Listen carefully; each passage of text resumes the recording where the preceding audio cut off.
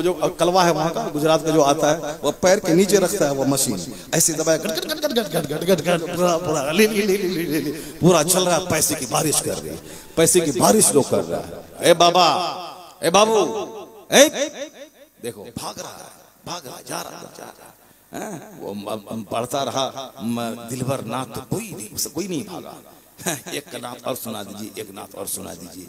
यहाँ अभी ढेर आदमी होगा जो अंदर से बोलता जल्दी खत्म करे मौलाना के जल्दी भागा। सही बात मैं कह रहा हूँ, बहुत से लोग कह रहा हूँ जल्दी खत्म करे कि जल्दी से भागा। ये तुम्हारा दिल बर्बाद हो गया है, दिल तुम्हारा सख्त हो गया है। इस जो बर्बाद होता है वो बर्बादी को पसंद करता है, जो बेनमाजी होता है वो बेनमाजी को पसंद करता है, जो इल्म वाला होता है वो इल्म वाले को पसंद करता है, जो तकवा वाला होता है वो तकवा वाले को पसंद करता है, जो जन्नती होता है वो जन्नत जाने वाले को पसंद करता है, जो खुद जहन्नमी हो वो जहन्नमी को पसंद करता है, जो खुद बेनमाजी हो बेनमाजी को लाइक करता है। क्योंकि आज बेनमाजी ज्यादा है, इसीलिए बेनमाजी तुम लोग पाबंदी लगा दे कि हमारे जलसे में वो शायर नहीं आएगा जो नमाज नहीं पढ़ेगा, नमाजी शायर आएगा, पाबंदी लगा दे। कोई खतीब नहीं आएगा जो बेनमाजी हो वो नहीं आएगा, नमाज पढ़ेगा तब आके अल्लाह रसूल की बात बोलेगा, वरना एक टाइम नमाज नहीं पढ़ेगा और वो आके बोलेगा कि नमाज 5 वक्त पढ़ना फर्ज है, वो उसकी बोली में क्या होगा, और वो निफाक पैदा होगा, उससे सीना सख्त हो जाएगा।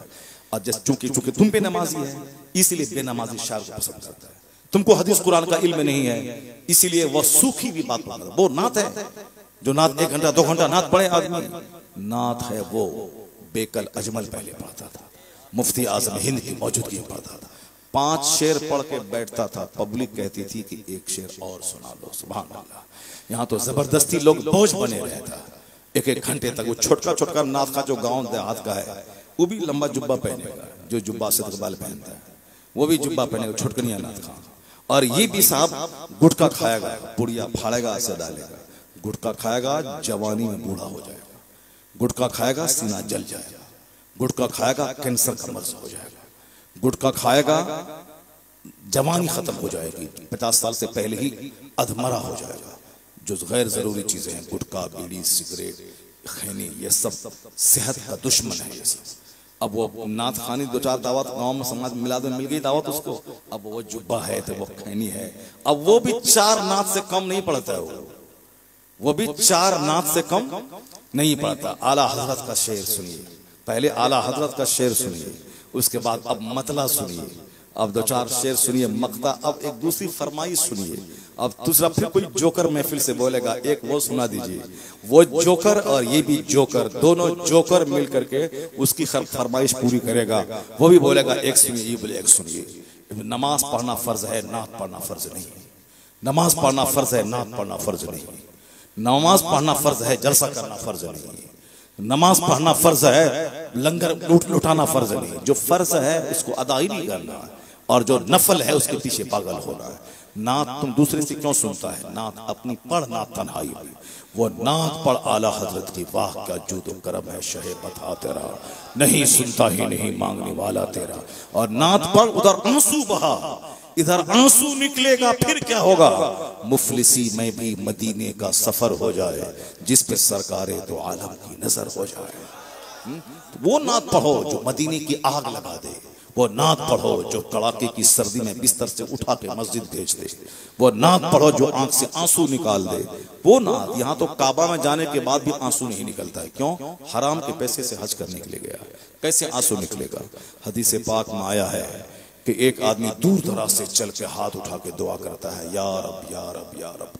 देखने वाला उसको बोलेगा, अरे ये जो दुआ करेगा दुआ कबूल हो जाएगी, इतना बड़ा नेक आदमी है, पीठ से चिपक गया है, आंसू बह रहा है, बाल उलझे हुए हैं, दूर दराज से चल के थका मारा आया है, जो बोलेगा दुआ कबूल कर लेगा।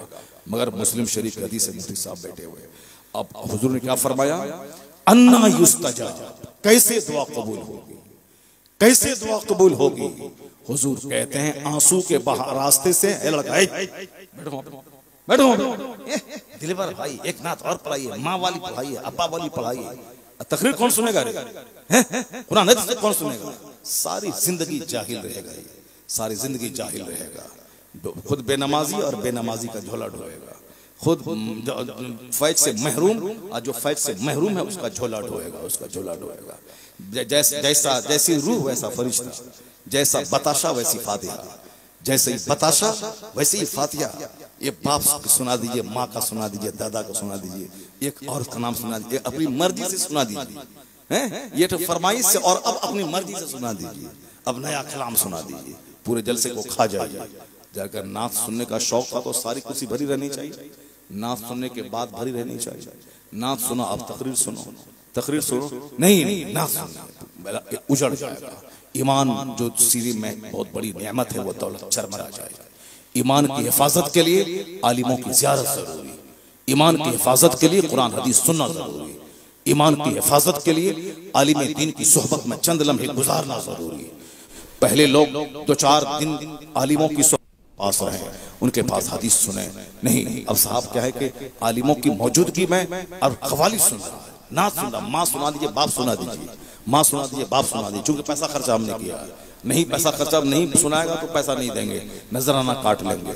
ये सब तमाशा हो रहा है। चलो जैसे तुम वैसे तरह सुनाने वाला, तुमको बाओ जाओ जहां पैसा लाओ 30,000, बस अपना काम, गाड़ी, मकान, तुम जाओ मरो के तुम जाके बेनमाजी रहो के जहन्नम जाओ, हमको से क्या मतलब, पैसा लाओ मेरा काम बना अपना चला, बस हो गया। जैसा जैसी सोच उसकी वैसी सोच तुम्हारी, जैसे उसकी।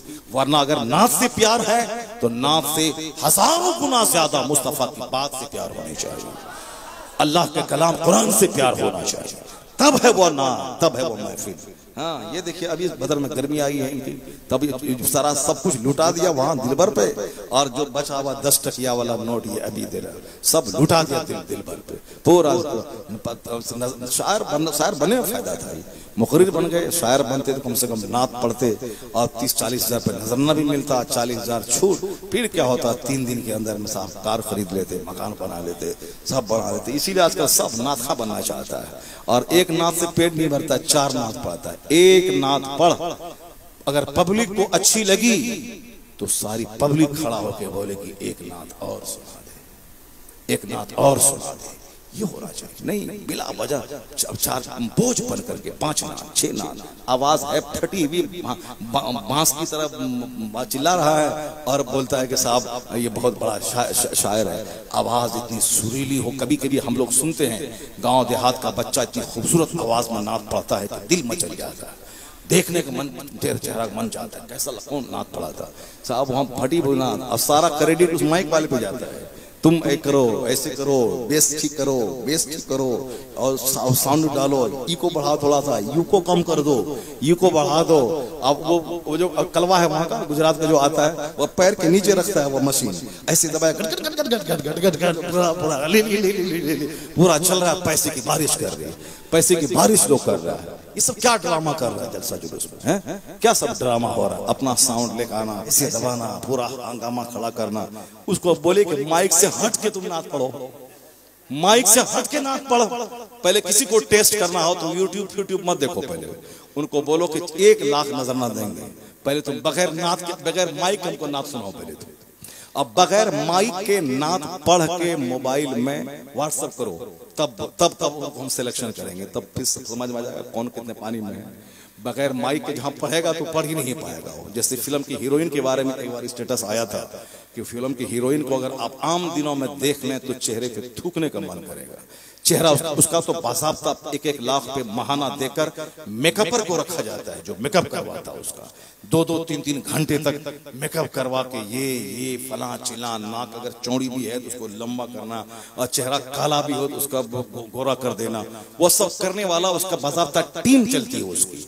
4 घंटे तक मेकअप करवा, तब वो स्टेज पर आकर के वो स्टूडियो में अदाकारी करती है, तब उसी की फिल्म बनाई जाती है। बड़ी खूबसूरत हीरोइन है, और उसको अपनी असल हालत में जब वह सो के उठती है उस हालत में देख ले तो कोई उसका नाम तक नहीं ले, थूक दे उसके चेहरे पे, ऐसा होता है। उसी तरीके से ये गवैया किस्म का आदमी होता है, वो कमाल उसका होता है, वो इको साउंड का, और उससे हट के वो गा ले, फिर समझ लें क्या हो। तो हमारे उलमा है जो जुमा के दिन बगैर किसी माइक के 1-1 घंटे तक खिताब करता है, और जब खिताब करता है तो लगता है जैसे कौम का कोई कमांडर इन चीफ है जो फौज को ललकार रहा हो। एक बादशाह है जो कौम को खिताब करता है। ये हमारे मौलाना है जो बगैर माइक के मिलाद पढ़ते हैं। ये हमारे मौलाना है जो बगैर माइक के खिताब करते हैं, बगैर माइक को हटा दे कि यहाँ से वहां तक आवाज जाएगी और लोग हदीस कुरान सुनेंगे। इसलिए दिल नेक बनाओ तो फिर नेक आदमी को पसंद करने लगोगे, और जब तक ये बिगड़ा हुआ है, बिगड़ा हुआ आदमी ही पसंद करेगा। और जिस दिन ये सुधर गया, नहीं वो सब बेकार की बात है, हटाओ मुस्तफा की हदीस सुनाओ। जहां हदीस सुनेगा आग लगेगी, रात भर नमाज के सजदे में मचलता रहेगा। अभी वो शौक नहीं पैदा हुआ है, तकरीर की लज्जत नहीं मिली है, इसीलिए तकरीर की महफिलें उजड़ गई। आलिम की इज्जत खत्म हो गई, चूंकि आप बोलते हैं हमको टोका टोकी करता है, ये हमको बोलता है ये करो ये मत करो, कौन सुनेगा इस जमाने में।